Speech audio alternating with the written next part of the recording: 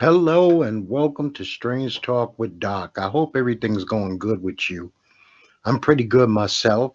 We're going to keep this short. We're going to keep this concise. We're going to get to the point. I got a few things to talk about, not a lot, and we're going to move on. And I'm going to hope that you have a great day after you listen. As usual, you don't have to like, share, comment, or do anything, but if you do feel like you want to, do you feel like you need to correct me on something, feel free to do so. Uh, I am always open to hearing from whoever listens to the show, and I appreciate you for listening. Thank you again. So, the world lost Tawny Katane this week. She was 59 years old. She was like with White Snake video. Everybody knows her from the White Snake video. She was also, I believe, in a Rat video, the music group Rat. She married a Major League Baseball player, but her career never really took off. She was like a reality star. And you know what? Rest in peace, Miss Tawny Katane, who died at the age of 59. Now, part of what I want to get to is Jake won't let you chill while being black. And I'm starting to feel like that's a part of the job description. Jake, for those of you who are not informed, is the police. And I am not talking to a white person, but I'm going to give a white person insight to being a young black male growing up in America and how our dealings with the police are totally different than your dealings with the police. Now, I'm not even going to get into shootings or anything like that. I am just talking about regular, everyday activity. Being a young black male from Bed-Stuy, say a white cop pulls up in the neighborhood. You're out there shooting basketballs. You're not bothering him, and for the most part, you didn't think that he was going to bother you. But all of a sudden, guys, can I take a shot? No, man, we don't want anything to do with you. Do they pull up in neighborhoods in Hollywood? Do they pull up in neighborhoods in Palm Springs and ask the white kids to shoot ball with? We want to be left alone just as we are leaving them alone. Just seems to be that for some reason in poor communities or hood urban communities, police feel that they have the need to interact in a way that they shouldn't even be interacting with you. If they let the Jewish communities, if they let the Asian communities go about their business without a lot of interaction, no, I don't want to give you my name, officer. No, I don't want to give you my nickname, officer. No, I don't even want to talk to you. Leave me be. I am not bothering you. The fire department doesn't bother you. The EMTs don't bother you. Why should the police be involved with your activities when you have nothing to do with them? Now, I'm not talking about a kid who's going to the PAL, which is the Police Athletic League, which I don't even know exists anymore. But if you're not there and you have no dealings with the law should leave and let live. They should leave you alone and let you be. Have I been stopped by the police? Yes, I have. Have I been harassed by the police? I'm a New Yorker. That is a for sure. Have I been in situations where they have just detained me for no apparent reason? Not even because I look like somebody, but just because they needed to speak to me and they never even made it clear why they need to speak to me. And so I know the law, at least a little bit of the law, so I shut down on them.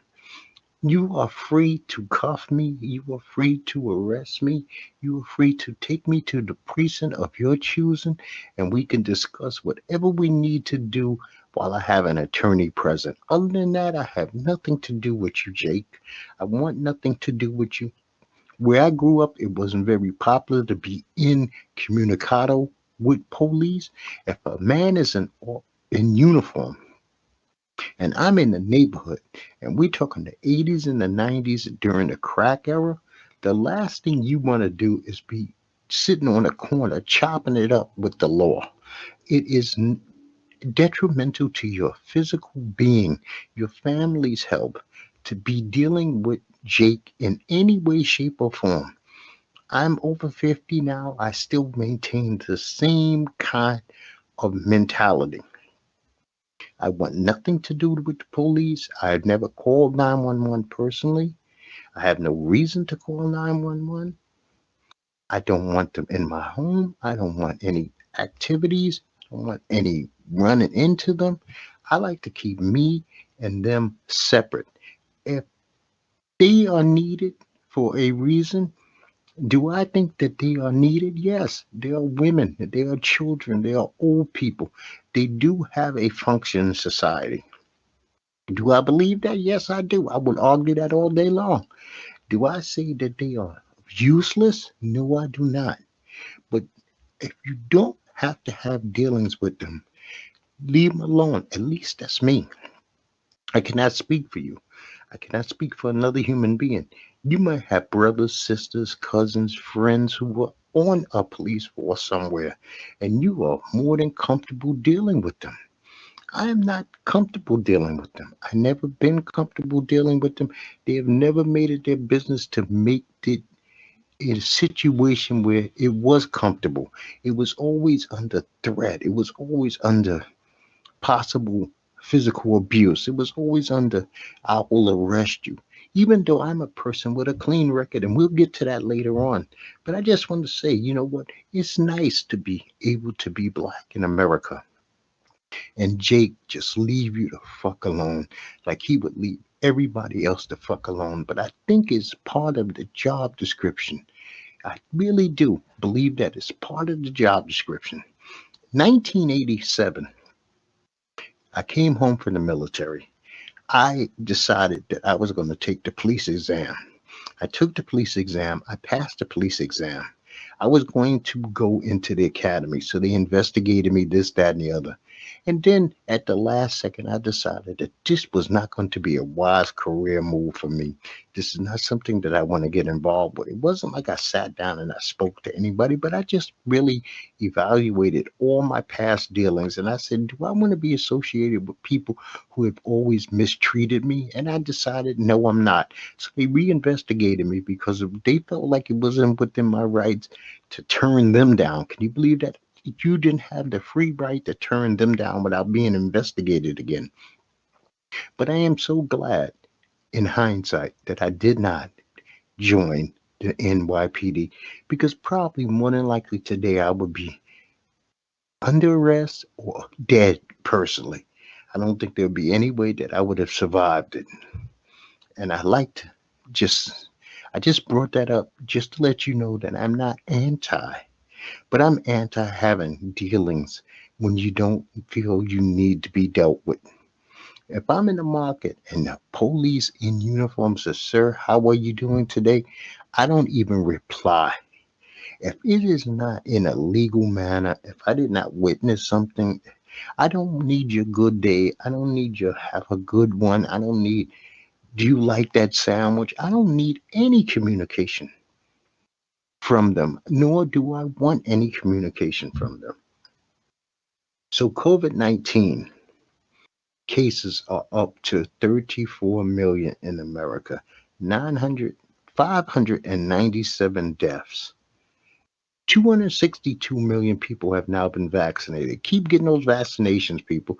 Keep getting the shots. Let's get the shots so that we can come out of these masses, not only outdoors, but indoors. I would like to be able to travel, and I don't want to travel under a mask. I don't want to walk around the streets of another town under a mask. I need some freedom. There are 160 million cases worldwide, and 3.4 million people have died. So they decide that Derek Chauvin is going to face these civil rights charges because of the 14-year-old boy back in 2017 that he hit with the flashlight, and he also kneeled on his back and neck for 17 minutes. This man is truly an animal. If you have any sympathy for a Derek Chauvin, then that means you have no empathy for human life. He has mistreated people multiple times, way too many times, and he got away with it because people in that police force turn a blind eye to his abuse. Now, the Anthony Brown Jr. family, they are going to release still a redacted portion of the tape to the family. I think they're going to show them 20 minutes, but all of the police officers' faces are going to be blurred out. It's not going to be to the general public. Only the lawyers in the Brown families. This is the most hush hush thing that we've seen. I can't wait for the veil to be broken on this so that the general public can make their own determination on what happened here. Not only that, it's a crying shame because the people in Elizabethtown, North Carolina, have been, for the most part, super peaceful. You can't ask for more peaceful protest than this. It's so peaceful, it's almost invisible. It's like if MLK himself was leading this march. I don't think they have thrown a single rock. And if they have, I have not been privy to it. And if I am wrong, please somebody correct me, but I have not heard one bad thing. So now we have the colonial pipeline has been hacked. So now people are going through gas shortages. I'm so glad that I don't have to get ready, that I stay ready. So my tank is full. So at least if it takes 5 days, 7 days, 10 days for this thing to fix itself, I am not running on E. I stay ready so I don't have to get ready. That's just how I conduct my life. I think it's a positive way to conduct your life. And I will say one thing. I did have to go to the sheriff's office yesterday. I went to the sheriff's office to pick up my gun permits in Wake County, North Carolina. And it was a very painless experience. It took me a grand total of maybe 5 to 7 minutes to get in and to get out with my permits. It took me longer to walk from the parking garage than it did to get the permits. I will say the sheriff was all right, but the deputies that worked for him were pretty much dickheads. They ask you to sit down, and then when you sit down, they ask you, "What are you sitting down over there for?" It made no sense. I was like, I think you're just fucking with me to be fucking with me. Because you asked me, that's what I told her. You asked me to take a seat, to not stand here, but to go over there and take a seat. Now that I take a seat, you ask me, why are you over there sitting? So it made no sense, but I got my gun permits, and I'm glad that I didn't know the law properly here in North Carolina. I would have purchased a weapon that I really wouldn't have wanted. I initially was looking at a Taurus Spectrum. I was also looking at a Ruger LCP2. Neither one of them have safeties. They're 380s. I'm glad I didn't get them. They're on the cheaper version. You can get those in that $200, $300 range, which is a great price. But I'm really looking at the 6 Hour. And if I'm not looking at the 6 Hour, I'm looking at the Springfield 911, not the 1911, but the 911. These are scaled down version of the 1911. They both have safeties. I have no problem with it having a safety because if I'm going to carry it in my pocket, I would like to have a safety. I don't want to shoot my shit off. I don't want to shoot myself in my main vein and die over a discharge because something was in my pocket. Now, we already know that if you pocket carry, that pocket has to be exclusively for just your weapon. Nothing goes in there. No keys go in there. No change goes in there. No wallet goes in there. No money goes in there. Nothing goes in that pocket other than your weapon. And the only reason to go in that pocket, other than being at home, is because you were in a situation, unfortunately, where you had to draw said weapon. Other than that, no problem. And by the way, I almost forgot to say, the gun permits are 5 years long. They last for 5 years and they only cost $5. And if you do it online, which you can do it online, then they set you up with an appointment. You go down to your appointment. I actually showed up a half an hour early and they took me a half an hour early. So I have no complaints about how the process went. I did it on a Saturday. By that Friday, I was approved.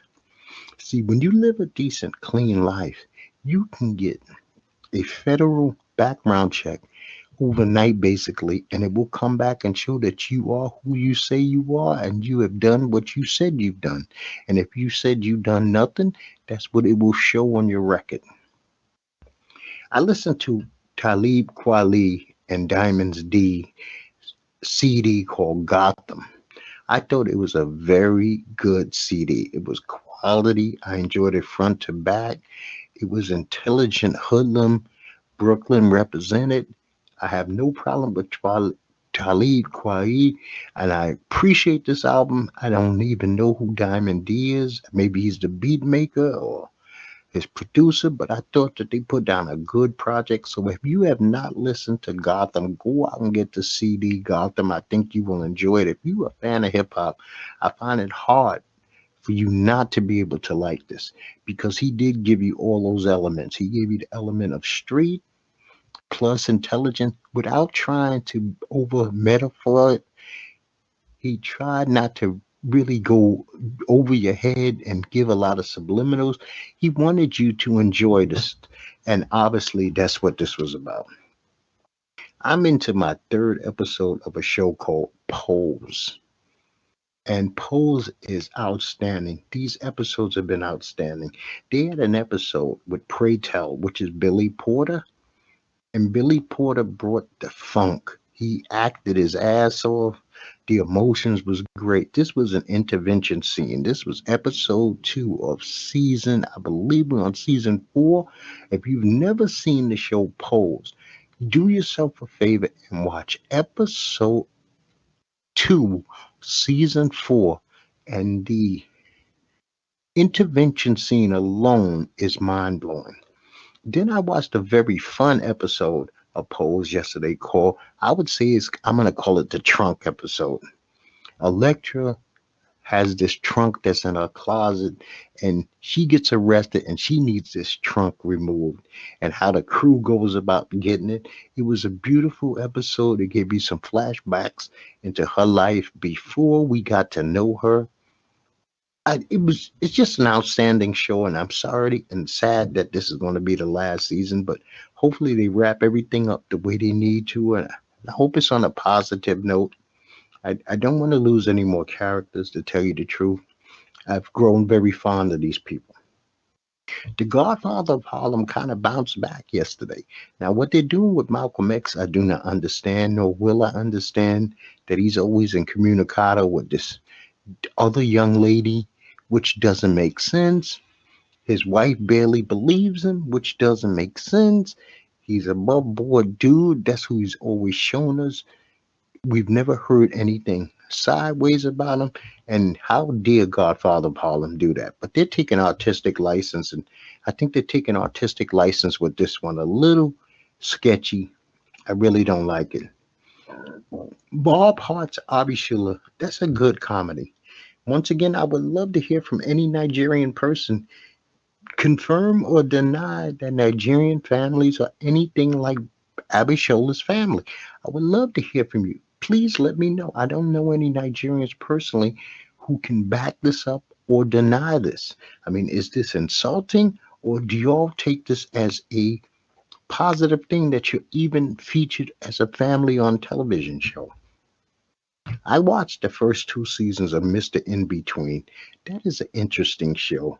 It's an interesting show because this dude, Mr. In Between, is a different character. He has a different kind of family. He works for a different kind of crime lord that we used to here in America. This is an Australian show. So it takes a little minute to get the accents to be able to understand what they're getting at, what they're talking about. They use different slangs than we do. The boot is a trunk of a car. We would never call the boot here in America, but they call it that there. I mean, but it's an interesting show. I like it. I'm waiting for season 3, which will be the final season, and I really enjoyed it. I finally, after like 3 years, seen the Avengers Endgame, and boy, was that a spectacular movie. CGI was great. I thought the storyline was good. It kind of explained some of the things that I've seen in the Falcon and what's his name? The Falcon and the Winter Soldier. So I appreciate it. I should have probably seen this before I seen Falcon and the Winter Soldier, but I've seen it. Now I know who Captain Marvel is, and I'm going to continue watching and catching up on all of the Marvel movies that I've missed. I missed a couple, not many, maybe just like 2. Ant-Man and the Wasp I missed, I know for sure. And that's about it. And I got to watch that and I'll be up to date. SWAT dealt with racist cops. And I appreciate that. I appreciate this TV show SWAT for dealing with racist cops. Have they wrapped that up? No, they have not wrapped it up, but they dealt with it. They let you know that there might be some dark cops within the SWAT force and how Deacon and Hondo are going about dealing with them. Deacon took a long time to even acknowledge that he should do the right thing, which was kind of sketchy for me because he's supposed to be a stand up guy. And the fact that he would turn a blind eye didn't make sense, but that is what it is. I watched The Dark Side of Football. They had an episode with Chad Johnson, Ocho Cinco. That was a very good episode. I can't wait to see the future episodes of Dark Side of Football. And I also watched The Dark Side of the Ring. The first two episodes was Brian Pillman. Very good, very good. Dark Side of the Ring is outstanding. I learned some things about Brian Pillman that I already thought I knew everything, but you know, and the deeper they dig into these people's story, the more that you get to know about them. So I didn't know a lot about Brian Pillman and his family. They let you in on some of the things going on in his family. I watched SNL this week with Elon Musk and Miley Cyrus. And I'm going to say, people came down on Elon Musk. I enjoyed the episode. Personally, I enjoyed the episode. Miley always brings it. I'm a big fan of Miley Cyrus. Do I go out and buy her albums? Would I go to a concert? No. Do I listen when she drops something? Yes, I do. Do I think that she brings strength and power every time she opens that mouth to sing? Sure, she does. So I respect Miley Cyrus as gangster as far as a performer. And I also got into biography legends. The Legend series is about wrestlers. The first one that I seen was about Roddy Piper. We got some insight to backstory that I had no idea about his homelessness. I had no idea about his crime. I had no idea that he was a drug user. I knew that he drank, but I had no idea about any of that. So it was eye opening, and I can't wait to see the rest of this series. Some of the people I know they're doing is Booker T, Randy Man, Macho Man Randy Savage. I'm not sure of all the others, but those two on top of Roddy Piper I know about. And I will talk about these as I watch them. So we got 33-year-old Tim Tebow, 9 years removed from the NFL. Urban Myers gets hired as the Jacksonville Jaguars head coach. And he decides that 33-year-old Tim Tebow, 9 years out of the league, is qualified to be a tight end in the NFL, taking a job away from a young man who has worked, trained, and whose specialty is being a tight end, who has the size, the strength, the ability, can run the routes, who can block and protect the quarterback, but yet and still, instead of hiring this man as maybe an assistant coach, quarterback coach, or put him on his staff in some way, he takes a dream away from somebody else because they're going to sign this Tim Tebow to a 1-year contract. And I am anti this move. For a guy who calls himself a Christian, he doesn't mind crushing other people's dreams, taking other people's spots. I understand that he has a life that he has to live for himself, but it's not like he was out on the streets. This man had a job at ESPN. And the thing about it is, if this doesn't work out, he's going to want to push his way right back into his job at ESPN as though nothing ever happened. Where's the humility, Tim Tebow? Do you have any humility that somebody else's opportunity, chance, and what they pray about is important too? So we had the Wells Fargo Golf Championship, and Rory McIlroy won his first tournament in like 2.5 years. I like Rory. I watched the tournament. I appreciate him winning. I hope he can keep up his momentum because this weekend we have the AT&T Byron Nelson Golf Tournament. For those who like golf, it starts Thursday through Sunday. UFC was on ESPN. Michelle Waterson fought Marina Rodriguez. Rodriguez. Let's get that right. Her name is not Rodriguez. She's Brazilian. R is a H. It's Rodriguez. And Rodriguez is a very violent woman.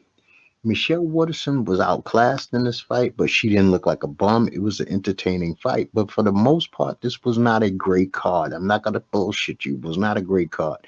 This was supposed to be Corey Segerhagen versus TJ Dillashaw's reappearance after 2-year ban. But Dillashaw got that nasty cut above his eye. And let's not forget, Diego Sanchez was supposed to be on this card fighting Donald Cerrone. Donald Cerrone instead fought Alex Morano. Morano knocked him out in the first round. Cerrone looked like hell. I wish that Donald Cowboy Cerrone would actually bow out. I wish he would have laid those gloves in the ring, tipped his hat, and said, you know what, it's been a hell of a good long run for me, and I'm going to step off. But he says he doesn't want to go out this way. I guess he wants to go out fully on this sword with his eyes closed, laying in the octagon, unless Dana serves him up a tomato can. There's not a lot of tomato cans in the UFC. UFC's not built that way. Neil Magny fought Jeff Neal. That was not a styles make fights. This was not a good stylish fight because Neil knew that he had Neil Magny, that is, knew he had an advantage over Jeff Neal in wrestling, and he used it. Angela Hill's fight was called off because Amanda Ribas had COVID violations. So that was something that we missed. Ben Rothwell didn't fight Philip Lynn. So that was called off. No, actually, there's a card this week. Charles Oliveira versus Michael Chandler. And on this card, we got Daniel Dariush is fighting Tony El-Chuke Ferguson. Shane Bugas is fighting Edson Barbosa. Andrea Cowgirl Lee is fighting Antonia Shevchenko, which is the Bullet sister. Hopefully, this is a much better card than the last card that we just seen, because I really didn't think that this one was that hot. Now, NBA, tonight we got the Heat versus the Celtics. We're getting ready. We're about a week away from the NBA playing games or playing tournament, however they're going to do it. And so all these games really matter a lot. Like I said, tonight we got the Heat versus the Celtics. The Nuggets are playing the Hornets. The Knicks are playing the Lakers. The Knicks are really shocking, man. I mean, I tip my hat to Tim Thibodeau and the young guys on that team who have turned it around in like overnight. The Suns play the Warriors. Wednesday, we got the Spurs versus the Nets. The Trailblazers are playing the Jazz. Thursday, we got the 76ers versus the Heat. And my Spurs play those New York Knicks. We need these victories. The Trailblazers play the Suns. Friday, you got the Pelicans versus the Warriors. Saturday, you got the Bucks and the Heat, the Suns and the Spurs. Sunday, you got the Lakers versus the Pelicans. Hopefully by Sunday, LeBron's back. You got Zion, you got LeBron, you got LaMelo, you got AD. That should be a premier game. And then you got the Celtics versus the Knicks. This should be a primetime game on ABC or at least ESPN. And you know what, man? I'm just going to say this one more time.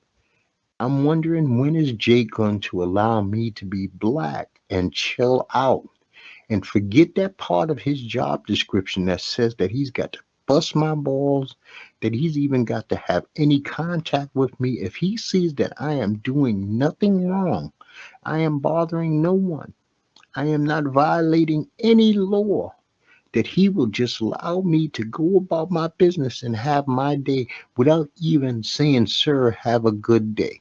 No contact whatsoever. Why be comfortable having contact with Hispanics and black people when you don't have the same contact with white people? You don't have the same contact with Asian people. Leave us the fuck alone if we are not bothering you. It'd be a better world. It's the same as if you're walking up the street and you see a group of people and those people are going about their business. They chilling and talking amongst themselves. Would you interject in their conversation? Is there any reason for you to get into their conversation when they're not talking to you? The only thing that could happen is shit could go sideways.